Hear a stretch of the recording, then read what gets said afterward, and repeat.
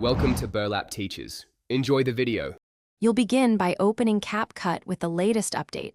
That ensures the body tracking algorithm runs correctly. Choose a clip where your subject is clearly visible against a simple background, because the model needs contrast to detect joints. Once your clip is loaded, tap the clip, open the Effects or Track menu, and pick Body Tracking. You're starting the process now, so press Start or Create Track and let the app analyze the frames. This initial pass builds the skeleton data used in later steps. Once the initial track finishes, you need to refine it. Scrub through the timeline and check for drift or misaligned joints. If points slip, set correction keyframes at problem frames and nudge the markers. This manual adjustment stabilizes the track. Make sure to trim or split the clip around complex motions so corrections don't propagate incorrectly.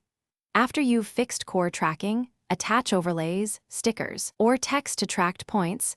This is where the tracking becomes visible, so preview often to confirm. To finish, render a short test export to ensure the tracked elements behave across playback. This final pass catches subtle timing or placement issues. If you see jitter, try reducing clip speed or retrack in shorter segments. Slower motion helps the algorithm lock on. If the track repeatedly fails, reshoot with better lighting and contrast or change background color. Sometimes the simplest fix is a cleaner source. Finally, save a project backup so you can revert if you need to rework any tracking steps. Thanks for watching. Consider subscribing if this video helped you.